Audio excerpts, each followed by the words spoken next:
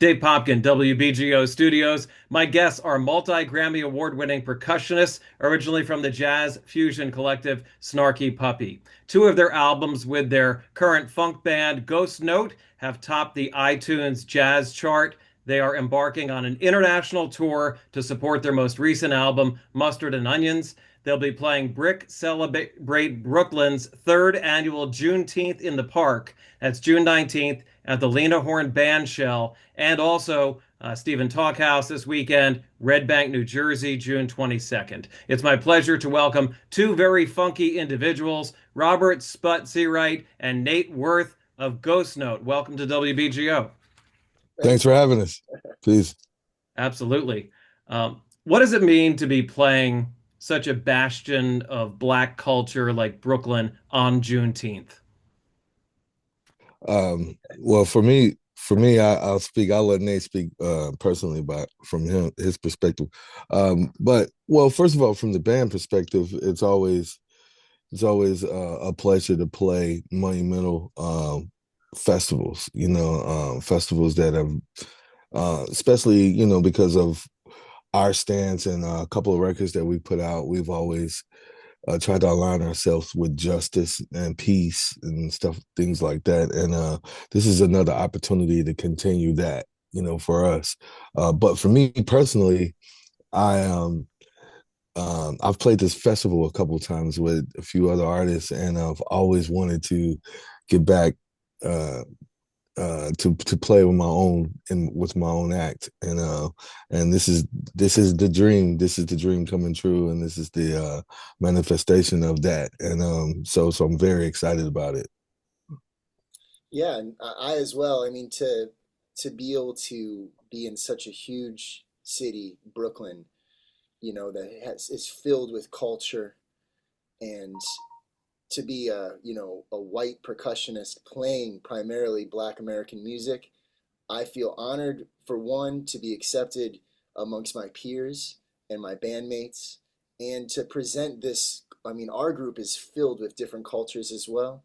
It's not just black and white, and so for us to be on that stage and as a unity and as a brotherhood, I think it's really special just for the message of our music. You talk about the band makeup and the band look. Snarky Puppy is kind of a musical collective. Nate, you still play a lot with them. Ghost Note has had more of a stable lineup, I'd say, over the past few years. What kind of a band are you bringing to the city? Um, we yeah, I don't like to think of us as a collective, even though people, once you have more than five members in the band, that's kind of what people call we essentially we have 10 members in the band. And probably the reason why you never see us with 10 members is because it's not as easy to travel. It's kind of expensive to travel with 10 players. So instead of a four-piece horn section all the time, most times it's the two-piece horn section. So we kind of chop the horn section down and travel.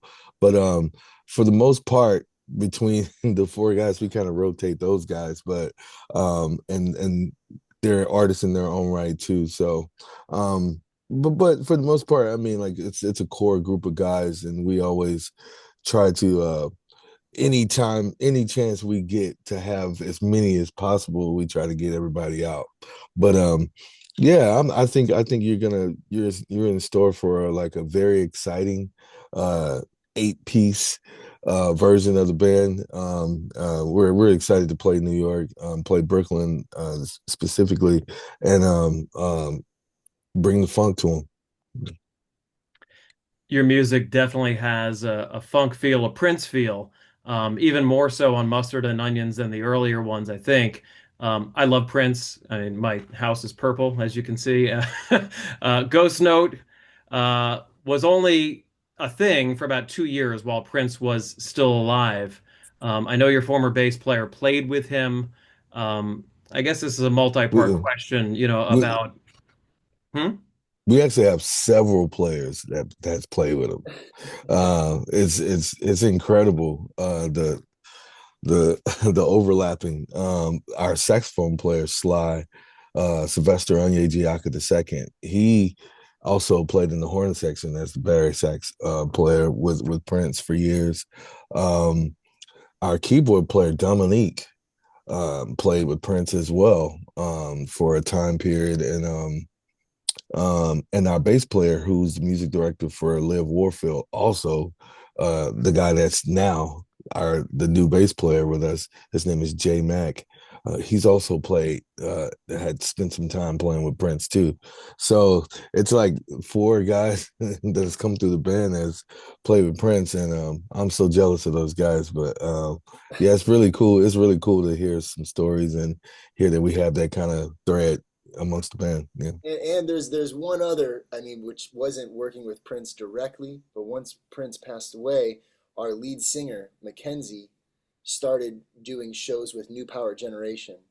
And so he's, really, you know, steeped in purple, if you however you want to say it. But the whole band, I mean, we are super fans and constantly studying him. And I mean, Yeah. it is obviously in the music, and it is in our hearts and individuals as musicians as well. It's literally in the arrangements. So yeah. In your blood. Do you know if he was aware of the group or if any of like the members of the Revolution have been out to see you guys? Members of the Revolution and the New Power Generations are a New Power Generation are aware of us.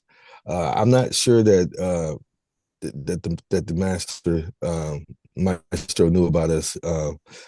Maybe if he stuck around for a couple more years, he would have known. Because we were kind of just getting started and hitting our stride, when he passed, and yeah, it was a very sad year for us. But yeah, but I would like to think that we're keeping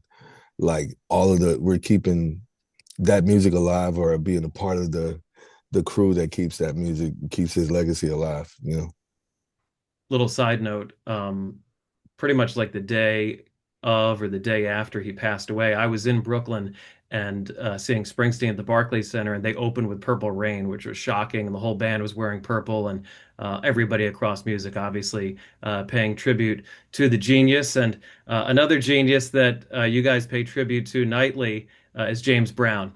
And I got to see him live. And in the old tradition, with bands like his, the band would play and then the MC would come on, he'd get the crowd all juiced up, and then they'd call out Mr. Brown and he'd, do his thing across the stage.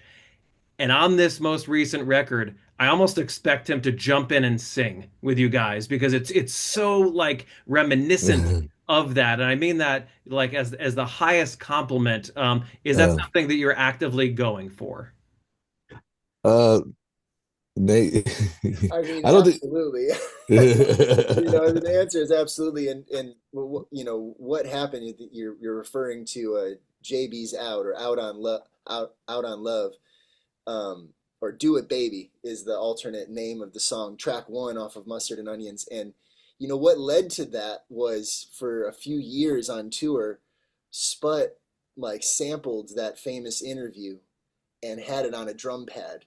And so during his drum solo, he would be playing, James Brown-esque grooves and Clyde Stubblefield and Jabo grooves and be triggering those those interview hits. And then eventually he just came up with the song. And we learned that in the studio with Sput just calling it out to us. So even in the moment and the energy on the record, very much is that sort of follow the leader. I know with James Brown, it was his dancing and his dance moves. And with Sput, it's like following his fills and his very, keep you on your toes way of commanding the band. Another project you guys did that I loved, that I refer people to, you should check it out, called The Breaks. Heritage Orchestra, Jules Buckley, some of your guys. It was like early Bronx is burning hip hop or pre-hip hop, even like disco, soul, black exploitation, movie music. It just feels like a New York record to me. Do you guys still play any of that in your show? uh, we don't we haven't gotten. I mean, like that kind of that's an orchestral arrangement piece. So we don't really. I mean, it would be hard for a piece to pull that off, but we But haven't really gotten into. We haven't we played a few songs a couple times, but not really extensively playing that record. And that project, it's very unfortunate. We recorded that 1 week before the pandemic. Pandemic, yeah. Sput and I were flying, we're leaving that, and I remember entering the airport in London and us going, "What is going on?" Because people were in hazmat suits, and we hadn't looked at the internet or our phones for like a week and a half while we were recording that.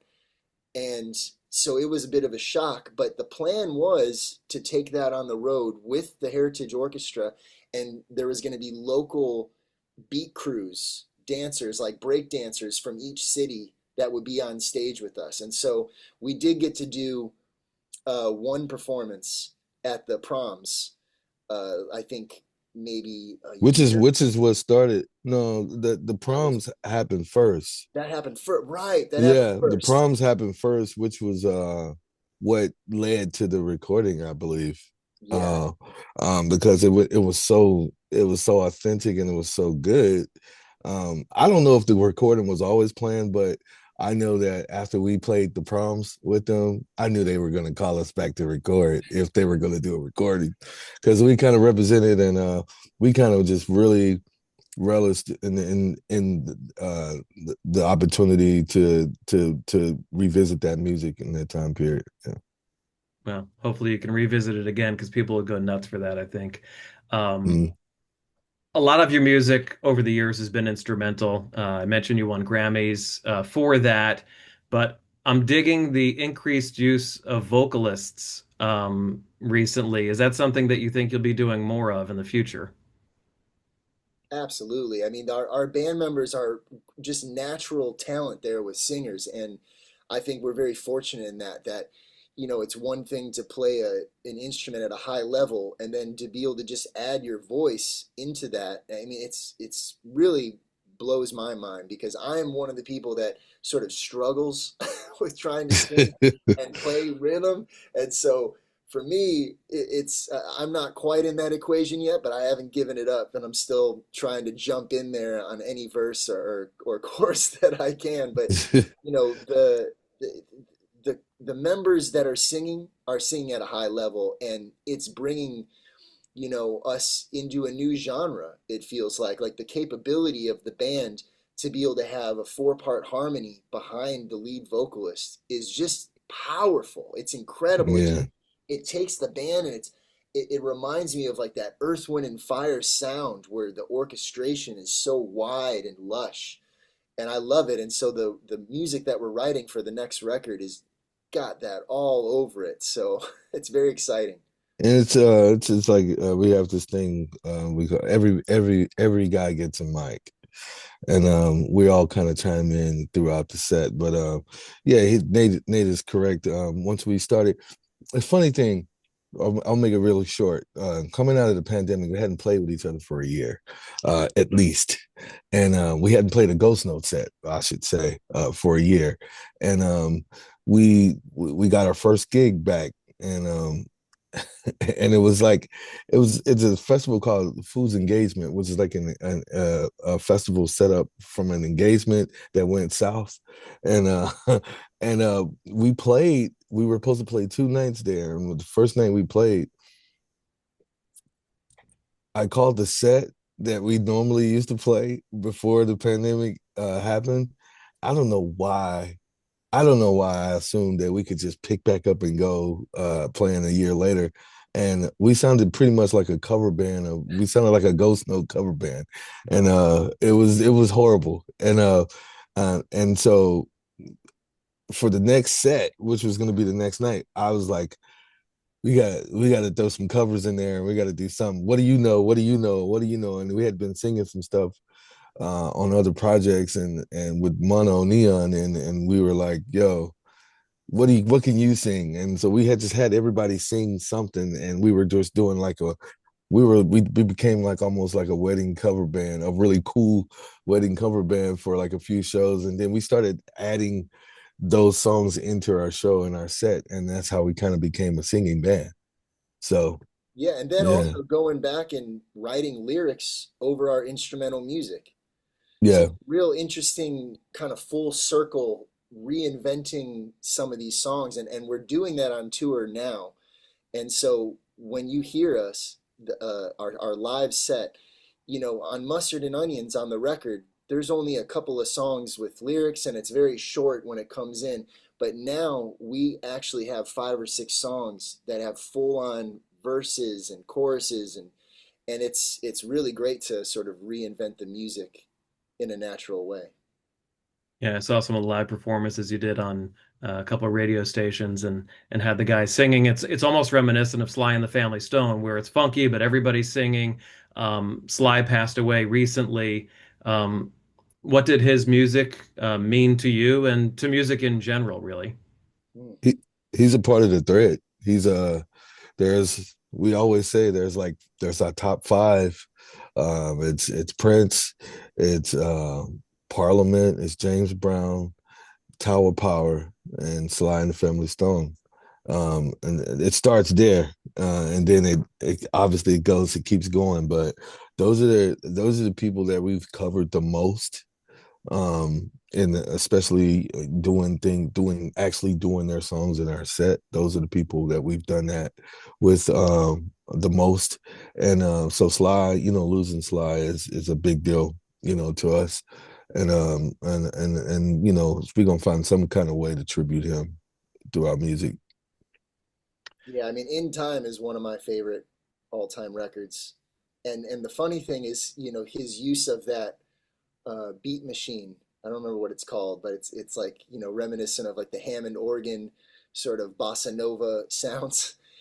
To me, the way he wrote a lot of that music over that, it's like displaced and it's so funky, and it inspires me to play conga grooves that I never would have thought of. And it's kind of the opposite, because normally when I hear music with a drum machine, I may be a little disappointed.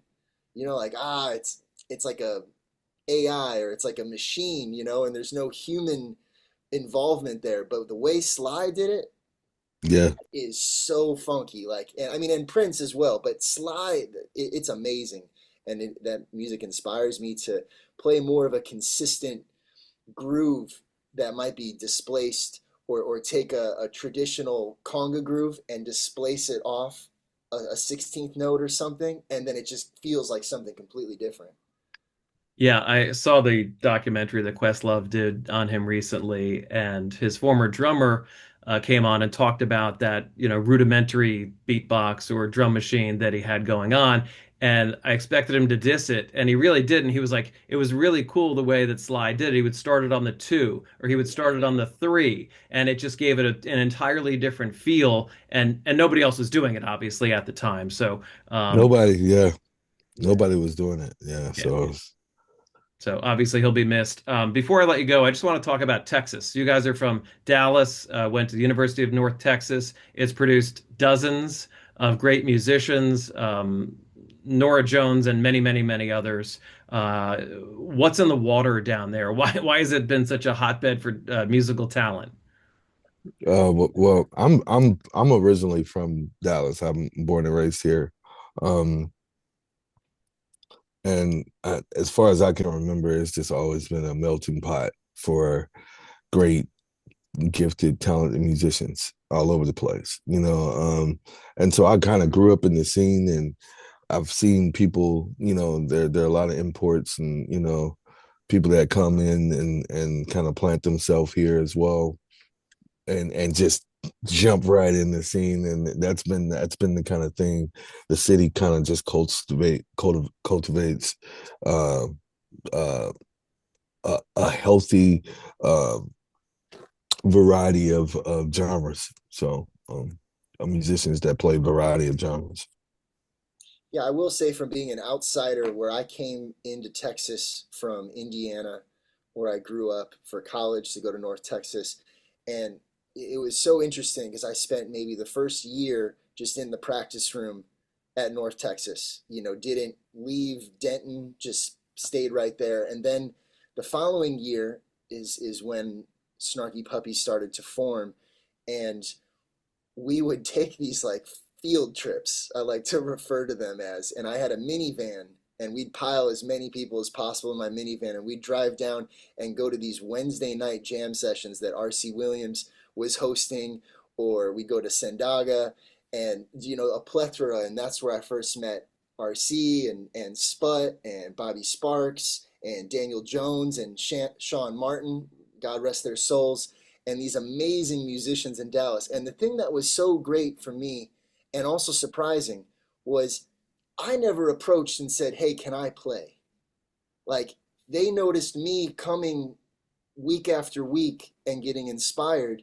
And I remember RC Williams coming up to me. He was like, "Hey, man, what do you play an instrument? You come here every week." And I was like, "Yeah, I play percussion." And he's like, "Why aren't you bringing your percussion here?"